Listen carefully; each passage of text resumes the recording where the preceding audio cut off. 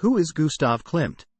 Gustav Klimt was an Austrian symbolist painter, who is recognized for his golden paintings.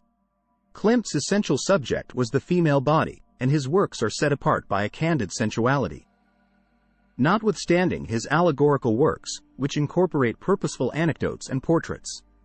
Among the artists of the Vienna Secession, Klimt was influenced by Japanese art. Top 5 famous paintings by Gustav Klimt. 1. The Kiss by Gustav Klimt.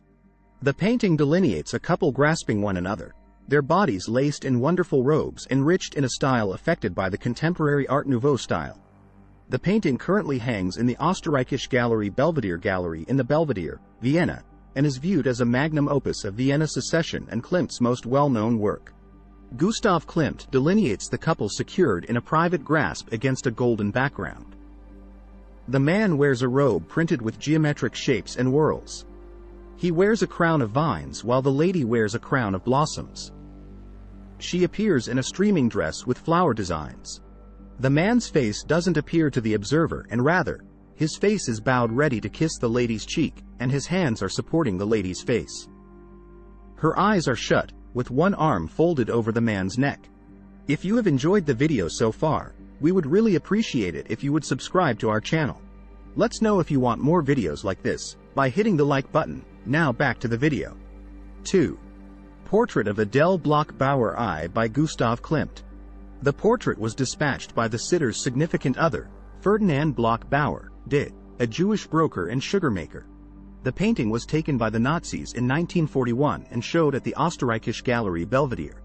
In 2006, after 8 years of exertion by the Bloch-Bauer beneficiaries, the painting came back to the family. It was sold that year for $135 million, at the time a record cost for painting.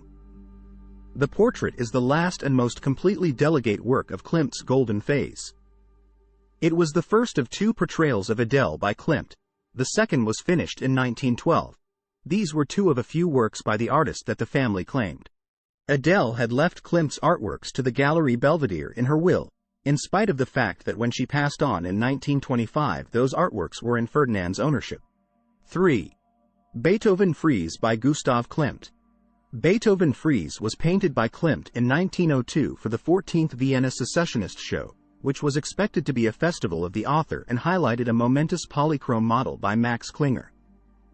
Implied for the presentation the frieze was painted legitimately on the dividers with light materials. After the presentation, the painting was protected, in spite of the fact that it didn't go in plain view again until 1986. The Beethoven Frieze is presently on perpetual showcase in the Vienna Secession building. The frieze shows the human want for joy in torment and stormy world wherein one fights with outside malevolence powers as well as with inner shortcomings. The watcher follows this excursion of revelation in a staggering visual and straight design. It starts tenderly with the gliding female genii looking through the earth, however before long follows the dull, evil-looking tempest wind monster, Typhoeus. 4. Judith and the Head of Holofernes by Gustav Klimt. Judith was the scriptural champion who enticed and afterward beheaded General Holofernes so as to spare her home city of Bethulia from pulverization by the adversary, the Assyrian armed force. The subject was very famous from the Middle Ages onwards, for instance of righteousness defeating bad habits. Be that as it may, this work is definitely not an ageless moral story, since Judith and the Head of Holofernes portrayed as a Viennese society excellence. The model was Adele Bloch-Bauer, and in the event that we contrast it and her portrait, it is simple to see the facial comparability. There appear to have been 2 head Klimt types. The first was this dim-haired lady of rakish form, likewise found in Judith and the Head of Holofernes I. The other most loved was the plump, Rubenesque magnificence depicted in Danae. Judith's arousing quality and her orgasmic articulation as she holds up the head of Holofernes stunned Vienna. The Viennese couldn't force themselves to see this bald-faced femme fatale, who is unmistakably enjoying her activities, as the devout Jewish widow how taken a chance with her ideals so as to spare her city. An unmistakably progressively worthy arrangement was to demand this was an image of the murderous Salome, in spite of its being titled on the casing, and for quite a while the painting was mistakenly known as Salome. Judith herself has, it might be said, been executed. The substantial gold choker she wears, trendy in mid-20th century Vienna, rather fiercely isolates her own head from her body.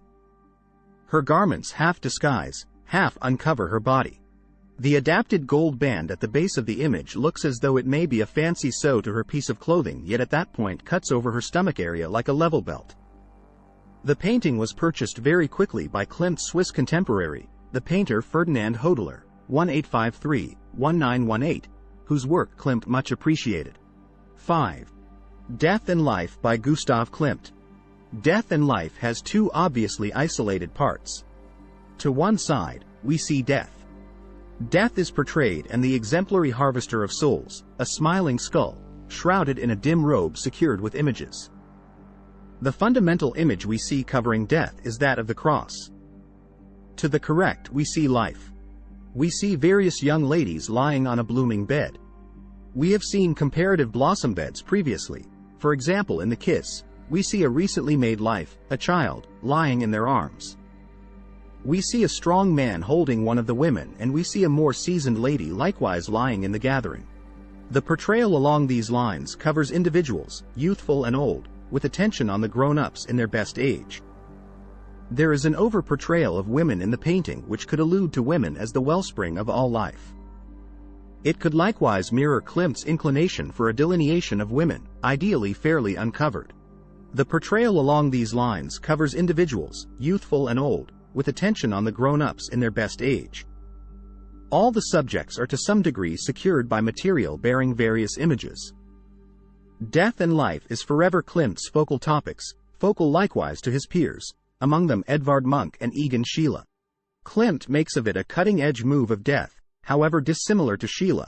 He presents a note of expectation and compromise. Rather than feeling undermined by the figure of death, his people appear to dismiss it. Just unadulterated colors are utilized right now. Gustav Klimt shaped the figures in his canvases in delicately adjusted forms.